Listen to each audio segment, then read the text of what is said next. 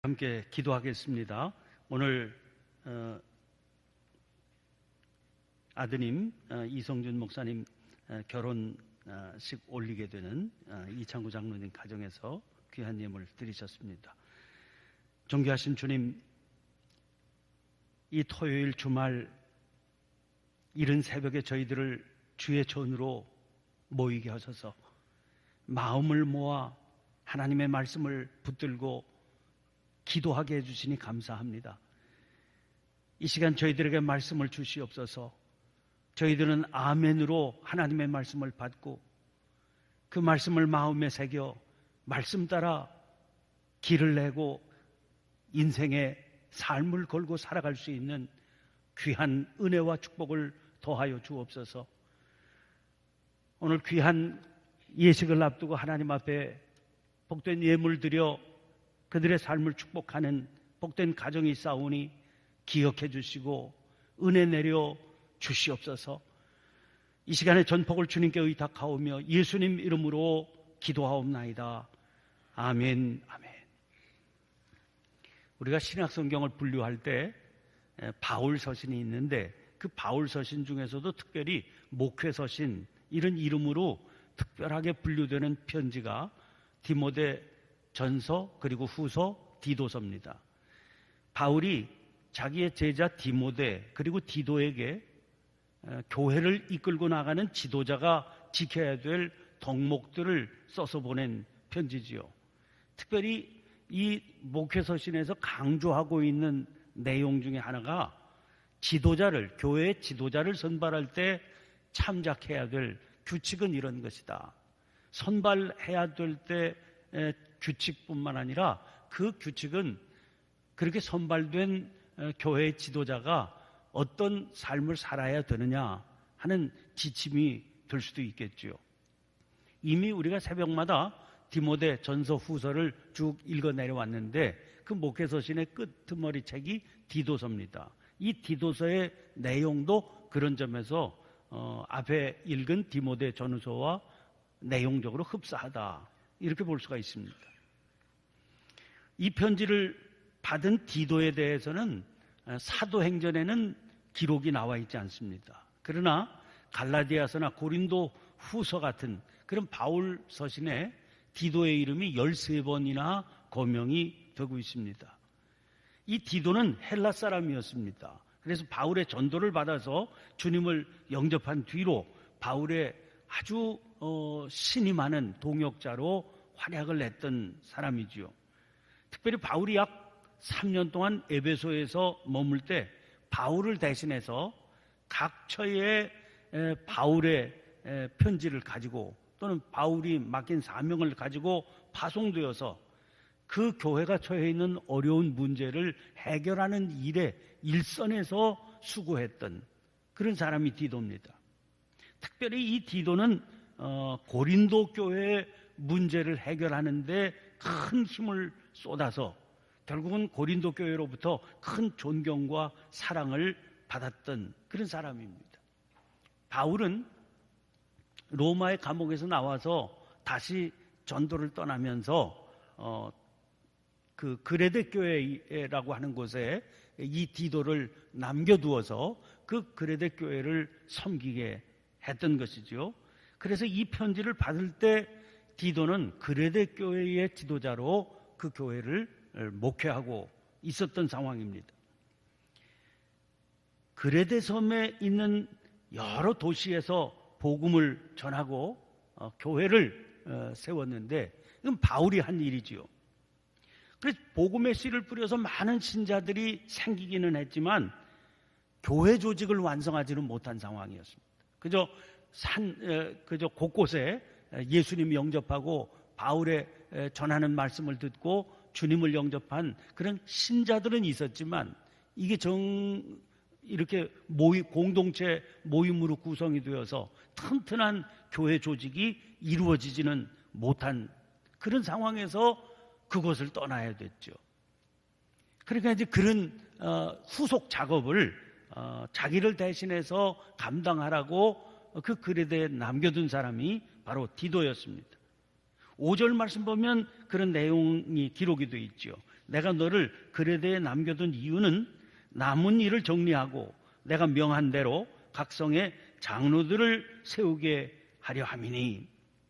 여기 등장하는 남은 일이 바로 그런 일이 아닌가, 우리가 그렇게 생각을 하고 있습니다. 여기에서 우리에게 도대체 교회가 왜 필요하냐 하는 것을 묻게 됩니다. 복음을 듣고 주님을 영접하고, 이건 개인적인 차원의 일입니다. 언제든지 개인적으로 살아계신 주님을 만나 영접하는 그런 일이 믿음의 삶의 출발점이 되는데, 그렇게 하면 됐지. 주님 모시고 믿음으로 살면 됐지. 교회가 왜 필요하냐 하는 겁니다. 우리 웨슬리 목사님의 감리교회 운동은 세계 선교 역사에 획기적인 그런 계기를 만들어준 그런 운동입니다. 웨슬리 목사님은 전도자였고 부흥운동을 주도한 분이었죠. 그런데 그게 선교 역사에 아주 획기적인 그런 계기를 만들어 주었다 하는 것은, 그분이 그런 복음을 전해서 그 전도를 하고 부흥의 역사를, 뜨거운 부흥의 불길을 붙인 것과 함께 탁월한 조직가였다는 그런 점 때문입니다. 이분은 복음의 씨를 뿌려서 주님을 영접한 그런 사람들, 그때 마음이 뜨거워졌는데 그 상태로 그대로 두게 되면 그들이 다시 옛 삶으로 돌아가기 십상이다 하는 이 사실을 정확하게 알고 있었던 분입니다.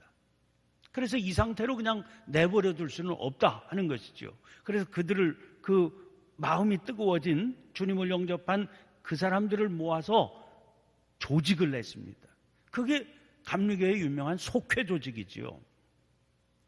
그 속회 조직마다 헌신적인 지도자들을 세워서 계속적인 성도들의 영적인 성장을 가능하게 만들어 놓은 겁니다. 그전에는 찾아보기 어려운 일이었기 때문에 그동안의 선교 역사에 강력한 부흥운동은 많이 있었죠. 그런데 이런 운동은 그 사례를 찾아보기가 어려웠던 겁니다. 그게 감리교회 운동의 특징이 되는 거죠. 여러분, 이것은 성경적인 전통을 가지고 있는 내용이기도 합니다. 그 당시 디도가 목회할 때 그레데 상황이라고 하는 것은 거짓된 이단 사상을 주장하는 유대인들이 많이 그 주변에 있었던 상황입니다. 1장 10절 말씀 보면 불순종하고 헛된 말을 하며 속이는 자가 많은 중 할례파 가운데 특히 그러하다. 할례파 가운데 특히 그러하다. 유대교의 옛 관습을 지켜야 된다, 이렇게 주장하는 그런 유대파 그리스도인들, 이 할례파지요. 이들은 교회의 가르침에 대해서 노골적으로 불순종하고 헛된 말을 하고 속이는 일을 서슴지 않고 있었습니다. 그래서 교회에 법이 있는데, 성경 말씀이 있는데 거기 복종치 않은 겁니다. 허황되고 진실되지 않은 말을 좋아하고 어리석은 부녀와 대중들을 유혹해서 11절 보면 가정들을 온통 무너뜨리는 그런 일을 저질렀습니다. 그런데 여기에 더해서 그레데 사람들의 성품이 또 문제가 되는 겁니다. 1장 12절 보면 그레데인 중에 어떤 선지자가 말하되 그레데인들은 항상 거짓말쟁이며 악한 짐승이며 배만 위하는 게으름뱅이라 하니, 그 디도가 목회하고 있던 그레데라고 하는 지역의 그 풍토가 그런 풍토다 그 말이에요. 다시 말하면 요즘식으로 얘기하면 우리 지역이 자리 잡고 있는 풍토, 혹은 그 교회가 가지고 있는 풍토, 그 지역이 가지고 있는 풍토, 뭐 이런 것들, 다시 말하면 성도들에게 아주 매일 일상적으로 영향을 끼치는 환경이 좋지 못하다. 이런 환경 속에 아무리 주님을 영접했어도요, 그 성도들을 그냥 방치해두면, 그러면 그들의 앞날이 어떻게 될지 불을 보듯 뻔하다 하는 그런 마음 때문에 그게 복음을 전한 사도 바울의 과제로 남게 된 겁니다. 그런데 자기는 거기 더 이상 머물 수가 없게 되니까 이 과제를 디도에게 맡겨서 처리하게 한 것이죠. 자, 그래서 디도는 이 마음이 뜨거워진 사람들을 어떻게 잘 공동체를 이루어서 그래서 계속적으로 영적으로 성장하게 만들어가는 이 엄청난 과제를 수행해야 되는 그런 책임을 맡게 된 겁니다.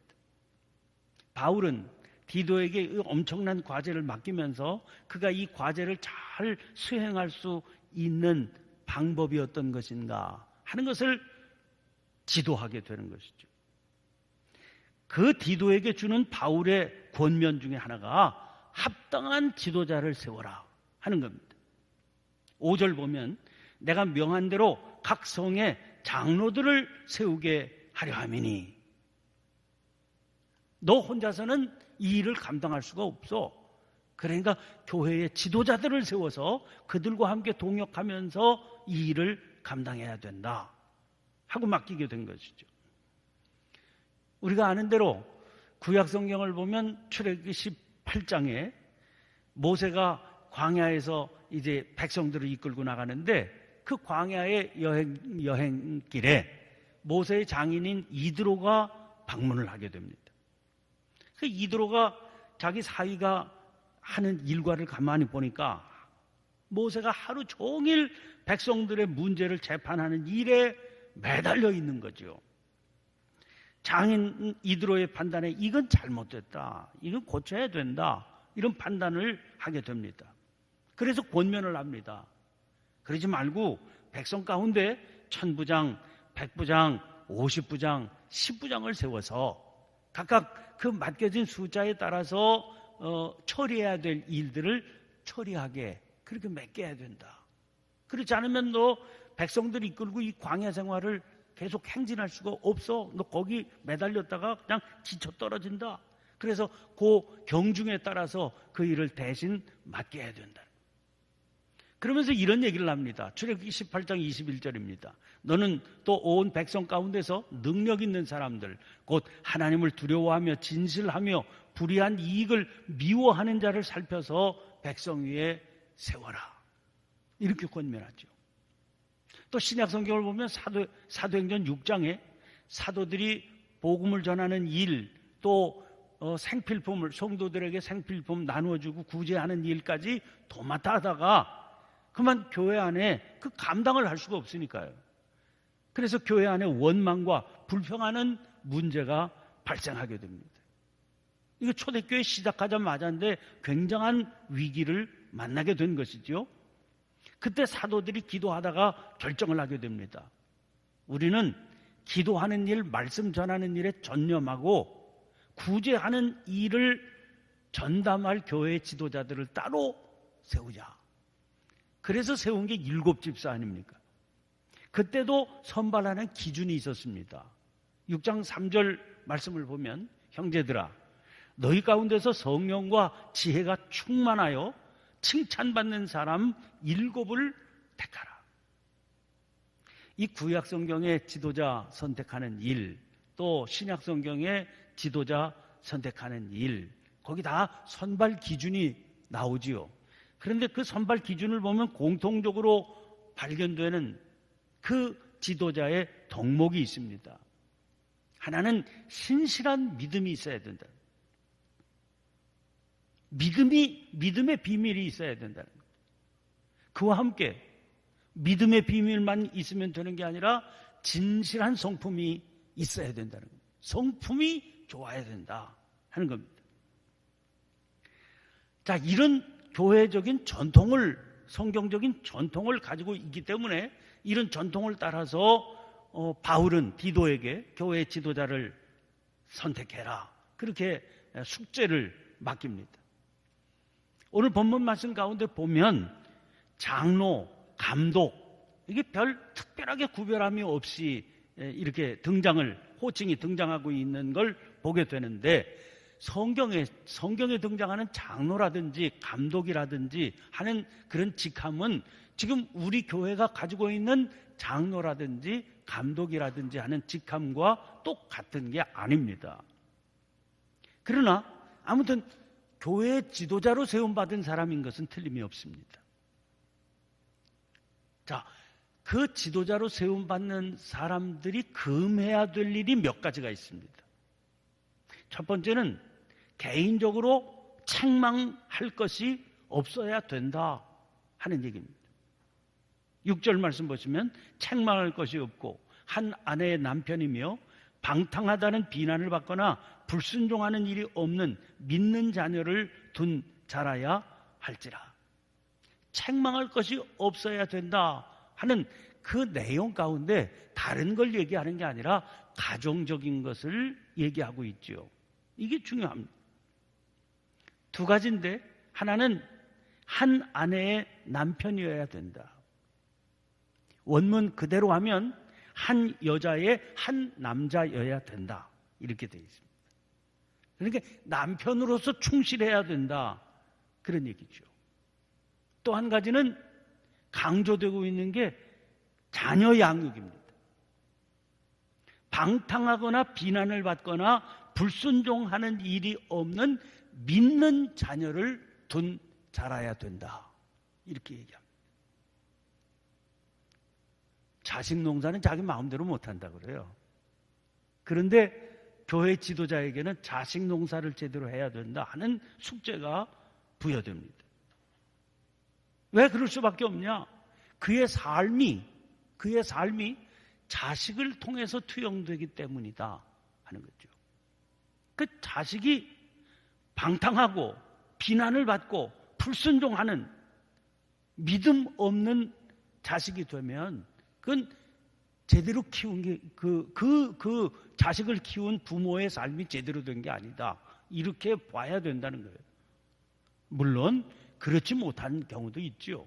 그런데 그 문제가 결국 지도자에게 걸림돌이 되기 때문에 개인적으로 책망받을 일이 되기 때문에 그걸 살펴야 된다 하는 겁니다. 또 하나는 교회 치리에 있어서 책망할 것이 없어야 된다 하는 겁니다. 7절 말씀 보시면 감독은 하나님의 청지기로서 책망할 것이 없고 제 고집대로 하지 아니하며 급히 분내지 아니하며 술을 즐기지 아니하며 구타하지 아니하며 더러운 이득을 탐하지 아니하며 이랬습니다. 제 고집 피우지 말아라. 교회 일꾼은 청지기거든요. 주인이 아닙니다. 종이죠. 그런데 청지기가 어떻게 자기의 뜻을 앞세울 수가 있겠습니까? 주인의 뜻을 따라야 되죠. 그래서 자기의 뜻을 정했다가도 주인의 뜻이 아니다. 그러면 언제든지 고칠 수 있어야 된다는 것. 또 하나는 급히 분내지 말아야 된다. 급히 분내지 아니하며 지도자에게 있어서 아주 중요한 게 충동적인 혈기에 사로잡혀서는 안 된다 하는 거죠. 또 술을 즐기지 아니해야 된다. 술을 즐기지 아니한다고 하는 말 속에는 다양한 의미가 포함되어 있을 겁니다. 사역을 망치는 과도한 쾌락을 추구해서는 안 된다. 이런 얘기가 되기도 할 겁니다.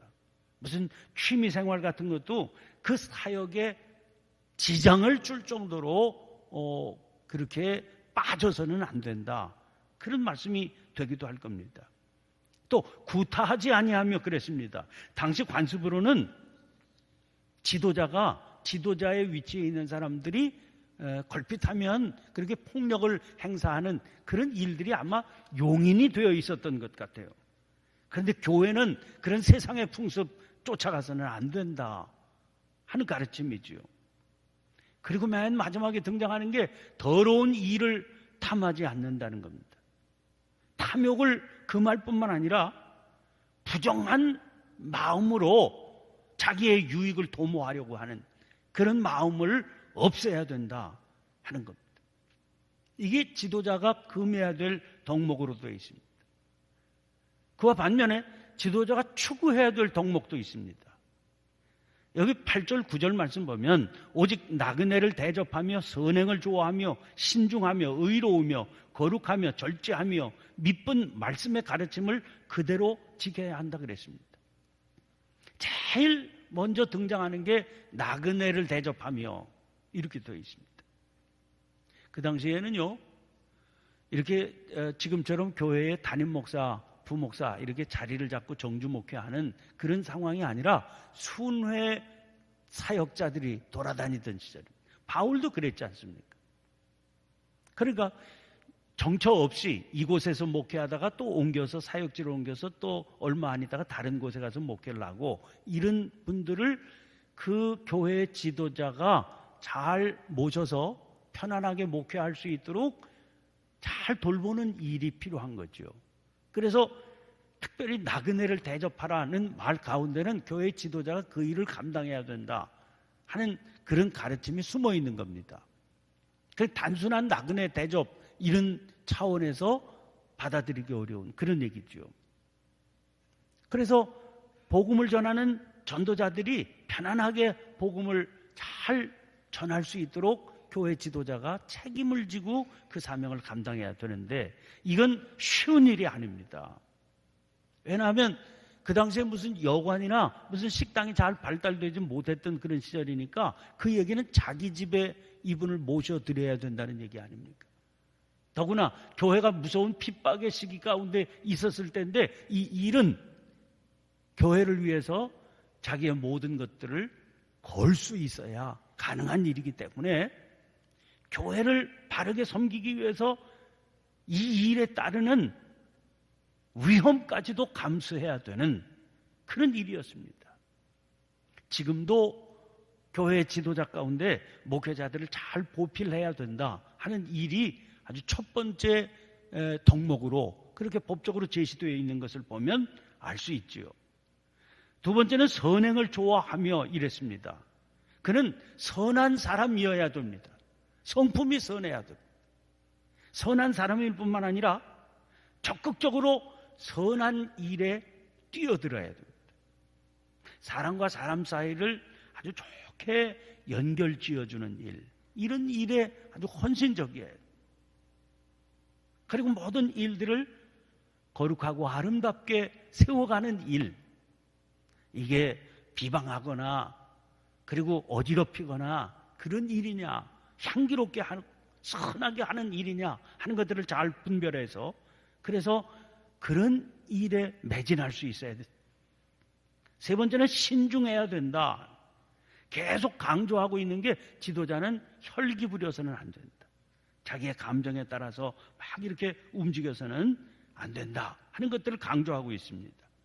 그 다음에 의로우며 거룩하며 절제하며 그랬다는데, 의롭다는 것은 사회적으로 바른 삶을 살아야 된다고 하는 거고, 거룩하다고 하는 것은 하나님 앞에 바른 삶을 살아야 된다고 하는 거고, 절제한다고 하는 것은 사람과 삶에 있어서 바른 삶을 살아야 된다. 하나님 앞에, 세상 앞에, 사람 앞에 바르게 설 수 있어야 된다는 거예요. 또 마지막으로 믿은 말씀의 가르침을 그대로 지켜야 된다. 이걸 맨 마지막에 두고 있는데요, 무엇보다도 교회의 지도자는 믿음의 비밀이 있어야 된다. 믿음의 비밀을 가지고 있어서 그게 삶으로 나타날 수 있어야 된다 하는 것들을 강조하고 있습니다. 자, 여러분, 오늘 말씀을 보면 지도자가 자기가 스스로 바로 서지 못하면 어떻게 바른 교훈으로 권면하고 거슬러 말하는 자들을 책망할 수 있겠느냐. 바울 사도는 우리를 향해서 그렇게 묻고 있습니다. 한마디로 지도자가 될 수가 없는 것이지요. 사탄의 공격은 언제든지 제1 목표가 지도자를 향하는 겁니다. 왜냐하면 지도자가 무너지면 그 모임 자체는 성립되기가 어렵기 때문이지요. 지도자만 쓰러뜨리면 교회와 성도들은 저절로 위기에 빠지게 되고 와해되고, 그리고 하나님의 영광이 가려지게 되는 겁니다. 신중하게 지도자를 세워야 되지만, 그런데 문제는 그러면 이렇게 쭉 나열하게 될 때 여기 자격 있는 사람이 얼마나 되겠느냐 하는 겁니다. 제가 첫 목회지에서 예비군 훈련을 받았는데, 그 예비군 중대장이 자기가 상부로부터 받은 그런 지시를 전하는 겁니다. 예비군 중대장에게 무슨 상부의 지시가 왔는가 하니 소대장들을 다 선발을 해라. 그래서 그 예비군 조직을 잘, 지역 조직을 운영을 해라 그랬는데 그 선발 조직을 예비군 중대장이 읽어주는 겁니다. 뭐 아주 거창하지요. 이렇게 인격이 있고 덕망이 있고 뭐 지도력이 있고 이런 사람들을 소대장으로 선발해라. 이제 웃으면서 하는 얘기죠. 그 중대장이. 아니 이 농촌 지역에 예비군 훈련 받는 사람 가운데 이 조건에 합당한 사람이 어디 있어? 그게 상부에서 지시 내려온 것 자체가 웃긴다. 그러면서 우리에게 소개를 해주는 겁니다. 어디 신방을 가니까 자기가 옛날에 집사를 받으셨다고 그래요. 집사를 받으셨는데 아주 부끄럽게 말씀을 하십니다. 아유, 자격도 없는데 그냥 집사라고 목사님이 세워주셔서. 그래서 제가 웃으면서 그랬어요. 자격이야 집사님도 없고 목사도 없죠. 자격 있는 사람이 누가 주 앞에 서겠습니까? 다 자격 없는 사람들이 하나님께서 맡겨주셔서 하는 것이지요. 그렇기 때문에 지도자를 세울 때는 신중하게 세워야 되지만 그렇게 합당한 자격이 있는 사람이 누구도 없기 때문에 세운 자를 존귀 여기고 보호하고 그를 위해서 기도할 수 있어야 된다는 거죠. 그게 교회를 세워가는 일이요, 하나님의 영광을 드러내게 하는 일이요, 성도들의 영적인 생명을 풍성하게 만드는 길이라는 겁니다. 여러분, 오늘 우리 교회를 위해서 세우신 지도자들을 기억하며 간절히 기도할 수 있게 되시길 바랍니다. 사탄의 공격 앞에 꿋꿋하게 서서 이 어지러운 세상 가운데서 세상을 변화시키는 교회적인 사명을 잘 감당할 수 있기 위해서 우리 합심해서 주신 말씀 붙들고 간절히 기도하시고 성령께서 기도하게 해주시는 제목을 따라 자유롭게 기도하시다가 자유롭게 돌아가시기를 바랍니다. 우리 주여 한번 힘차게 외치고 통성으로 기도합니다. 함께 기도하겠습니다. 주여! 살아계신